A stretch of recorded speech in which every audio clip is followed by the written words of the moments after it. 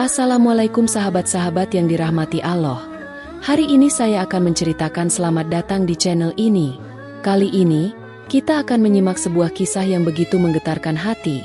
Kisah tentang seorang pemuda yang namanya lebih dikenal di langit daripada di bumi. Inilah kisah menggetarkan Uwais Al-Qarni, surga untuk anak berbakti. Kisah ini akan membawa kita pada perjalanan seorang anak yang penuh keikhlasan dan pengorbanan demi ibunya. Meski tak dikenal manusia, namanya justru disebut oleh Rasulullah kepada para sahabat. Apa yang membuatnya begitu istimewa? Namun sebelumnya saya sarankan untuk menuliskan sholawat Nabi Muhammad agar kelak sholawat ini menjadi saksi untuk mendapat syafaat di akhirat. Sebelum kita mulai, jangan lupa untuk like, komen, dan subscribe agar semakin banyak kisah inspiratif yang bisa kita bagikan bersama. Siapkan hati, simak kisahnya sampai akhir, dan ambil hikmahnya. Herba kilauan. Mari kita mulai. Headphone buku terbuka. Di sebuah desa kecil di Yaman, hiduplah seorang pemuda bernama Uwais. Desa itu jauh dari pusat perdagangan, terletak di antara perbukitan yang sunyi. Uwais hidup hanya bersama ibunya, seorang wanita tua yang lumpuh. Ayahnya telah lama tiada, meninggalkan mereka dalam kesederhanaan. Setiap hari, Uwais menggembala unta milik orang lain untuk mendapatkan sedikit upah. Tubuhnya kurus, kulitnya legam terbakar matahari, namun wajahnya selalu tampak bercahaya. Orang-orang di desanya mengenalnya sebagai pemuda yang tenang, tak banyak bicara, tetapi sangat patuh pada ibunya. Uwais, kau bisa pergi kemanapun, tetapi jangan pernah tinggalkan ibumu, pesan salah seorang tetua desa kepadanya. Uwais hanya tersenyum.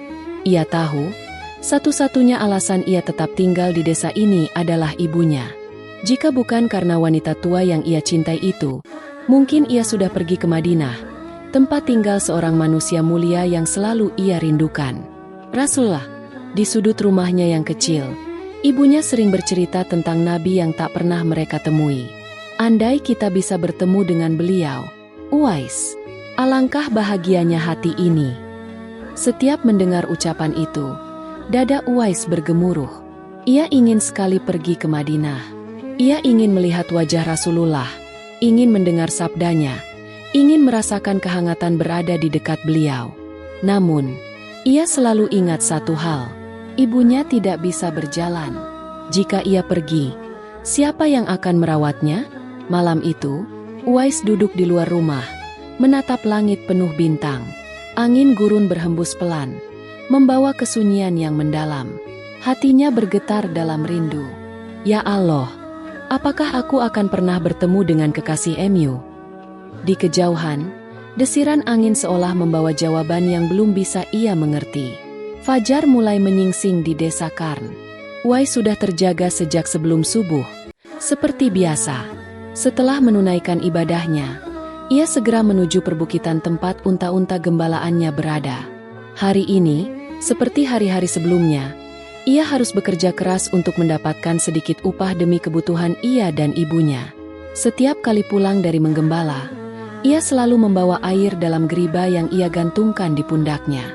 Walaupun lelah, ia tetap menyunggingkan senyum saat memasuki rumahnya. "Ibu, ini air segar dari mata air," katanya lembut seraya menuangkan air ke dalam cawan. Wanita tua itu tersenyum penuh kasih. Dengan tangan lemah, ia meraba wajah putranya. "Kau pasti sangat lelah, Uwais." Uwais hanya menggeleng. Baginya, segala lelah, panasnya matahari, dan dinginnya malam bukanlah apa-apa dibandingkan kebahagiaan ibunya. Namun, ada satu hal yang selalu terngiang dalam benaknya. Keinginan ibunya yang tak kunjung terwujud. Ibu ingin sekali pergi ke Mekah. Lirih suara sang ibu, suatu malam. "Aku ingin melihat Ka'bah sebelum ajalku tiba." Uwais terdiam. Pergi ke Mekah bukan perkara mudah. Perjalanan itu sangat jauh dan membutuhkan bekal yang besar.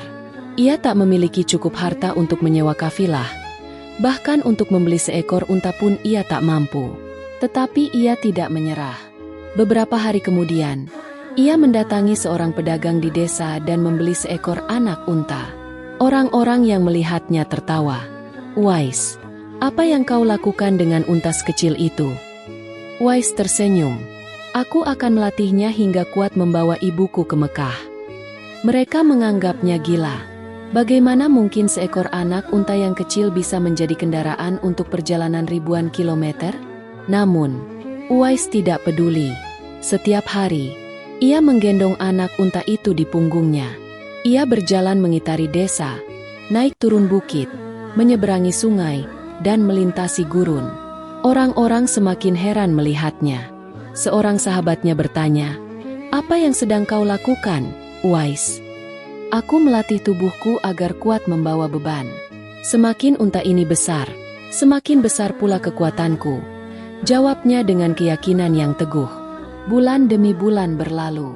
Anak unta itu tumbuh besar, dan begitu pula kekuatan Uwais. Kini, ia telah siap. Dengan penuh haru, ia berkata kepada ibunya, "Ibu, bersiaplah, kita akan pergi ke Mekah." Sang ibu menangis bahagia, sementara Uwais mengeratkan genggamannya pada tali kekang untanya. Ia tahu perjalanan ini akan berat, tapi demi ibunya, ia siap menghadapi segalanya. Matahari Yaman menyengat ketika Uwais mulai melangkah meninggalkan desa kecilnya. Di atas punggung unta yang telah ia latih bertahun-tahun, ibunya duduk dengan tubuh berselimut kain sederhana. Perjalanan menuju Mekah bukanlah perjalanan yang mudah. Mereka harus menempuh ribuan kilometer, melewati gurun yang luas, diterpa badai pasir, dan menghadapi panas yang membakar. Setiap langkah, Uwais menggenggam tali kekang untanya dengan erat. Ia berjalan kaki, membiarkan ibunya duduk nyaman di atas pelana. Ia tahu betul, ibunya sudah tua dan lemah, dan ia ingin memastikan bahwa ibunya tidak kelelahan. Di tengah perjalanan, mereka bertemu dengan rombongan kafilah dagang. Seorang pedagang tua memandangi Uwais dengan heran. "Anak muda, mengapa kau berjalan kaki sementara ibumu menunggang unta?" tanyanya. Uwais tersenyum, menahan peluh yang mengalir di wajahnya. "Karena ia ibuku. Surga ada di bawah kakinya." Orang-orang yang mendengar jawaban itu tertegun. Ada yang tersenyum kagum, ada yang menggelengkan kepala seakan tak percaya ada anak seperti Uwais. Hari-hari berlalu, gurun pasir seakan tak berujung. Panas siang hari membakar, dan dingin malam menusuk tulang. Uwais tetap berjalan, meski kakinya mulai melepuh. Ia tak pernah mengeluh. Ia tahu, perjuangan ini bukan hanya perjalanan fisik, tetapi juga ujian kesabaran dan keikhlasan. Suatu malam, di bawah langit penuh bintang, ibunya berkata dengan suara lemah, "Uwais, kau pasti sangat lelah. Kita bisa berhenti dan beristirahat lebih lama." Uwais menggenggam tangan ibunya dengan lembut. "Ibu, selama aku masih bisa melangkah, aku akan terus berjalan. Aku ingin memenuhi keinginan ibu sebelum ajal menjemput." Mata ibunya berkaca-kaca. Tak ada balasan yang bisa ia berikan selain doa. Malam itu, saat Uwais tertidur sejenak di bawah pohon kurma, ibunya menatap langit dan berbisik lirih, "Ya Allah, berkahilah anakku. Jangan biarkan ia menanggung kesedihan setelah aku tiada." Perjalanan masih panjang, tetapi satu hal yang pasti, Uwais tidak akan berhenti sampai ibunya menginjakan kaki di tanah suci. Setelah berminggu-minggu menempuh perjalanan yang berat, akhirnya Uwais dan ibunya melihat dari kejauhan menara-menara Mekah yang menjulang di bawah langit senja. Langkah Uwais yang semula lelah kini terasa lebih ringan. Ada getaran dalam hatinya, rasa syukur yang tak terlukiskan. "Ibu, kita sudah hampir sampai," bisiknya penuh haru. Air mata mengalir di pipi wanita tua itu. Matanya yang telah buram menatap ke depan, berusaha menangkap keindahan rumah Allah yang selama ini hanya bisa ia bayangkan. Sesampainya di Mekah, Uwais membantu ibunya turun dari unta dengan penuh kelembutan. Ia membimbing tangan rentanya, melangkah menuju Masjidil Haram. Setiap langkah terasa begitu sakral. Ia melihat betapa ibunya berusaha menahan tangis, tapi tubuhnya bergetar penuh haru. Ketika mereka akhirnya berdiri di depan Ka'bah, sang ibu menangis terisak-isak. "Allahu Akbar, akhirnya aku sampai di sini," lirihnya. Uwais menatap ibunya dengan senyum penuh kebahagiaan. Semua pengorbanannya, semua perjalanannya yang melelahkan, Semuanya terbayar lunas saat melihat wajah ibunya yang bercahaya dalam linangan air mata. Hari-hari di Mekah mereka isi dengan ibadah yang khusyuk. Uwais selalu berada di sisi ibunya, membimbingnya dalam setiap langkah tawaf, membantu setiap sujud dan duduknya. Ia tidak ingin kehilangan satupun kesempatan untuk berbakti kepada wanita yang telah melahirkannya.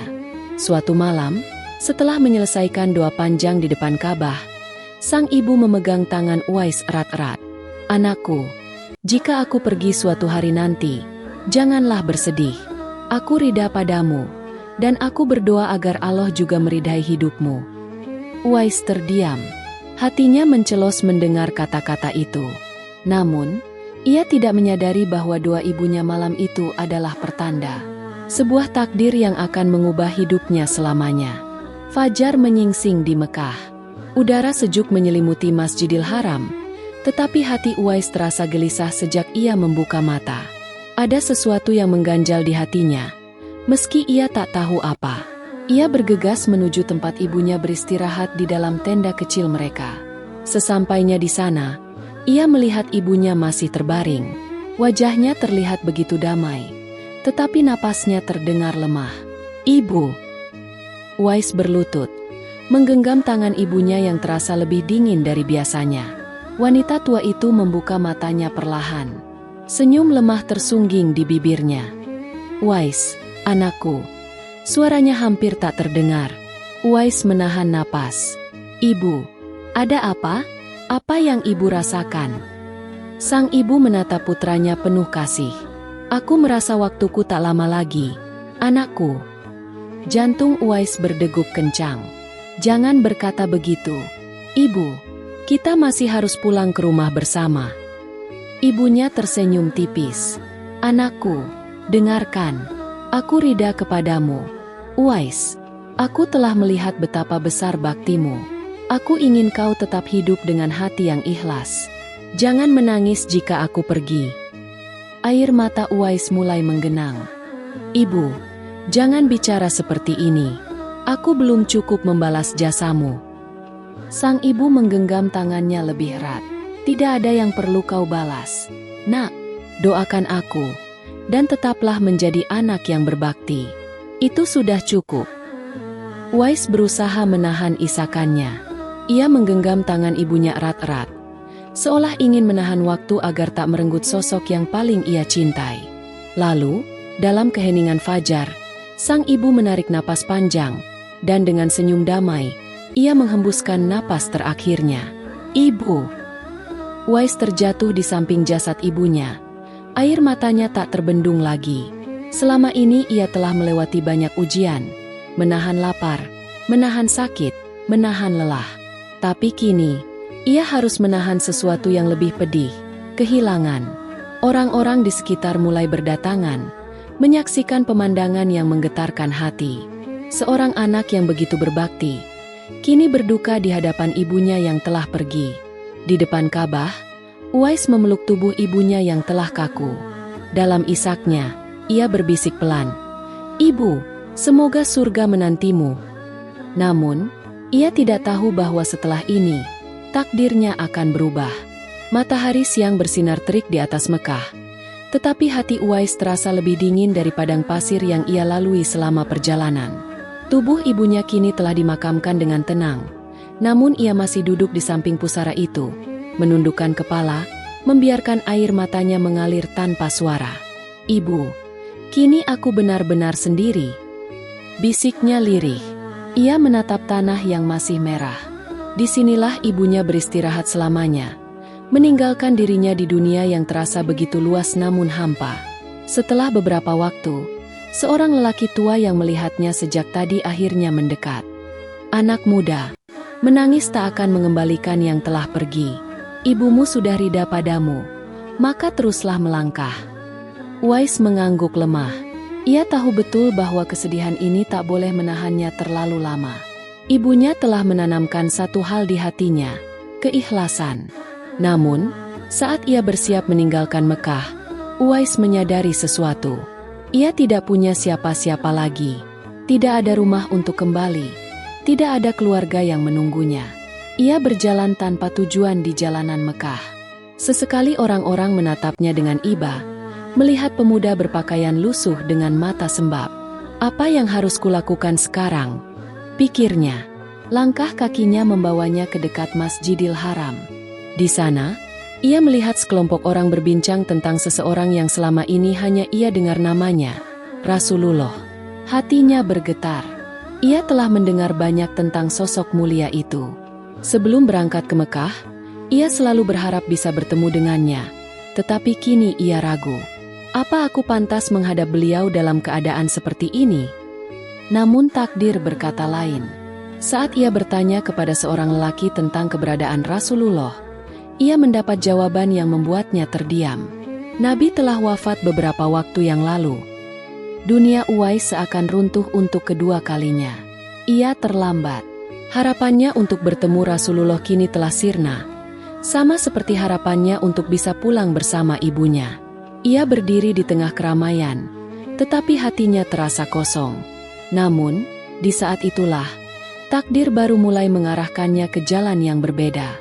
Uwais masih berdiri di dekat Masjidil Haram.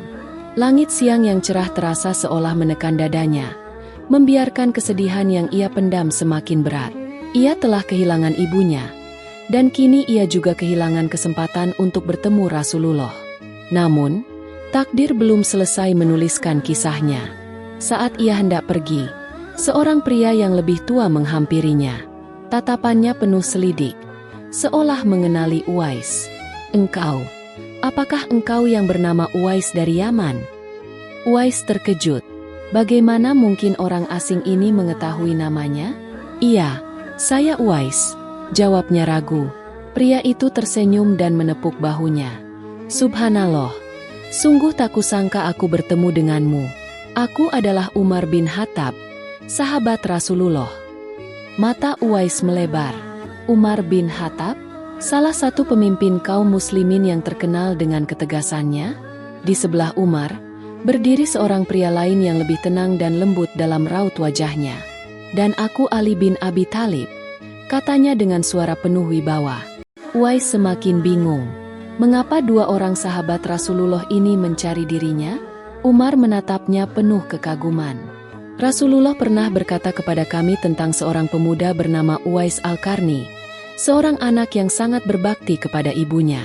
Beliau berkata bahwa jika kami bertemu denganmu, kami harus memintamu untuk mendoakan kami. Uwais terdiam. Hatinya bergetar mendengar kata-kata itu. Rasulullah, mengenal namanya?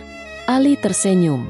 Engkau mungkin tidak sempat bertemu dengan beliau, tapi namamu telah disebut di hadapan para sahabat. Engkau bukan orang biasa, Uwais. Uwais menunduk. Air mata mengalir perlahan di pipinya. Saya hanya seorang anak yang ingin berbakti kepada ibunya. Itulah sebabnya engkau istimewa di sisi Allah, jawab Umar.